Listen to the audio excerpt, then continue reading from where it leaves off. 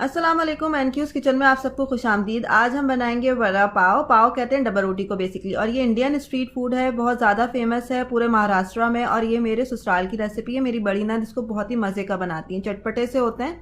ज़रूर इस रेसिपी को ट्राई करिएगा।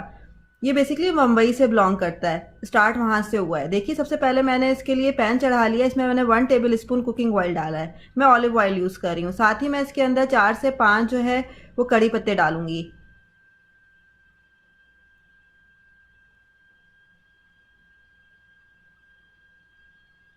1 चाय का चम्मच मैंने इसके अंदर ज़ीरा डाला है।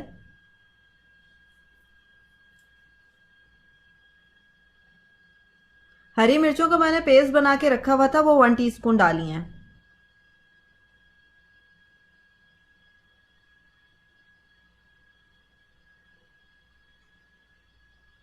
1 टीस्पून रेड चिली पाउडर।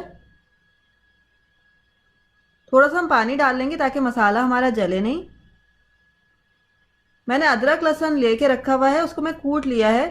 उससे जायका अच्छा हो जाता है अगर आप कूट के डालें, तो मैंने 1 टीस्पून डाला है। अगर आप चाहें तो पेस्ट भी डाल सकते हैं। 1/4 टीस्पून हम इसके अंदर डालेंगे हल्दी पाउडर। साथ ही मैंने इसके अंदर 1/2 टीस्पून ज़ीरा पिसा हुआ डाला है। अब हम इस सब मसाले को अच्छे से मिक्स कर लेते हैं और थोड़ा सा पकने देते हैं। तकरीबन 1 से 2 मिनट में हमारा मसाला जो है वो पक जाएगा, और सारा अरोमा भी अच्छा सा इस मसाले में आ जाएगा, कड़ी पत्ते का, अदरक लहसुन का। अच्छा, मैंने जो है वो 3 आलू ले लिए थे, दरमियाने साइज़ के आलू हैं। उसको मैंने गला लिया था, बॉईल कर लिया था, उसको मैश कर लिया है। अब मैं इसके अंदर वो डालूंगी।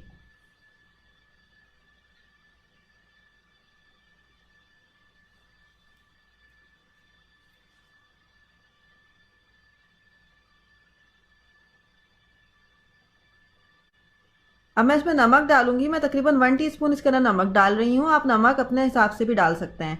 1 टेबल स्पून लेमन जूस, ये भी इसके अंदर जाएगा तो थोड़ा खट्टा सा मज़े का बनेगा। 2 से 3 मिनट अब आप इसको पकने दीजिए।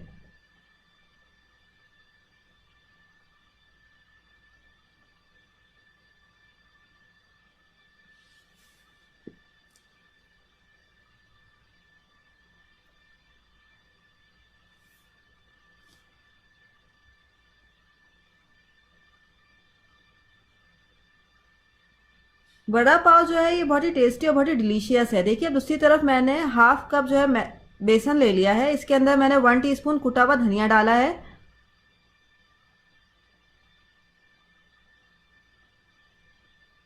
1/2 टीस्पून ज़ीरा पिसा हुआ।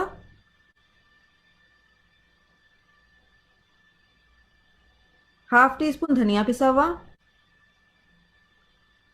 1/2 teaspoon red chili powder. 1/2 teaspoon कुटी हुई लाल मिर्च। नमक हस्बे जायका। 1/2 टीस्पून गरम मसाला।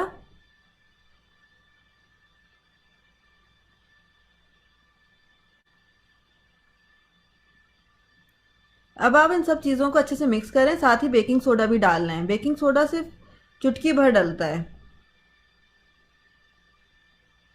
पानी डाल लेंगे और एक थिक सा पेस्ट बना लेंगे, बिल्कुल वैसे ही पेस्ट जैसे आप पकौड़ों के लिए बनाते हैं। ये देखिए, मिक्सचर भी हमारा बिल्कुल तैयार हो गया। अब उसको 15 मिनट के लिए छोड़ देंगे।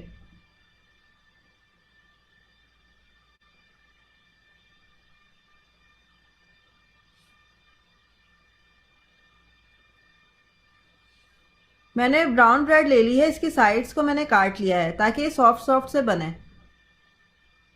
एक साइड पे मैं टमाटो केचप लगा रही हूँ।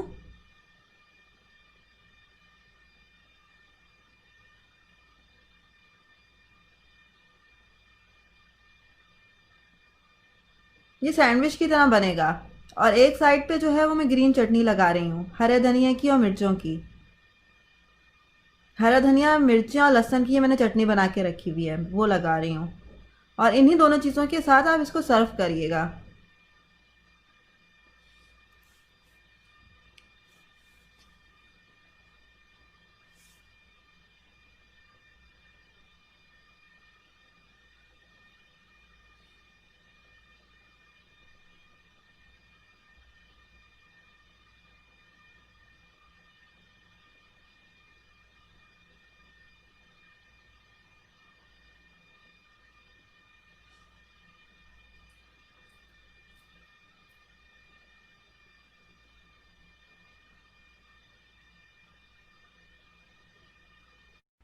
ये देखिए, अब मैं हरी चटनी वाले साइड पे आलू की थिक सी लेयर लगा रही हूँ ताकि हर बाइट पे आपको जो है वो जायका महसूस हो। चारों तरफ हर कोने पे आपको आलू का जो मिक्सचर है वो लगाना है।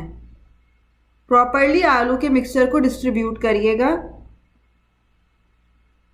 फिर हम इसका सैंडविच बनाएंगे और इसको 4 पीसेस में कट कर देंगे। अगर आप चाहें तो स्क्वायर रख लें या चाहें तो ट्रायंगल रख लें। मैं जो हूँ वो ट्रायंगल करूँगी। अब देखिए, मैं इसका सैंडविच बनाऊँगी।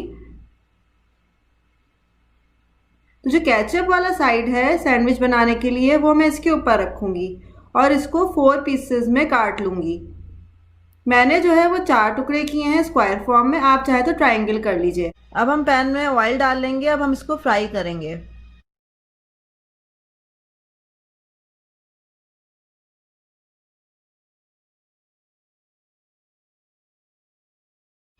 ऑयल को हम गरम होने देंगे जब तक हम अपने दूसरी तरफ चलते हैं जहाँ पे हमने बेसन बना के रखा हुआ था।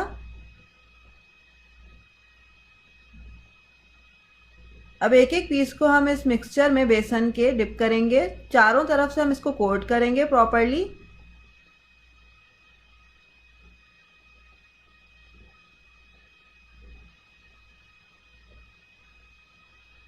और फिर हम इसको फ्राई कर लेंगे।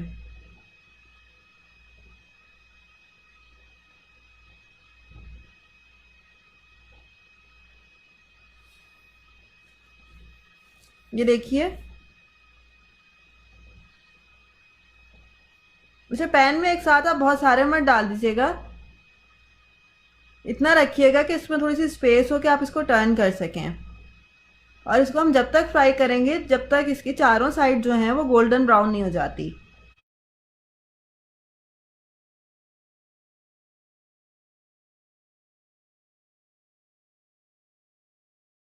ये तकरीबन 3 से 4 मिनट में फ्राई हो जाएगा।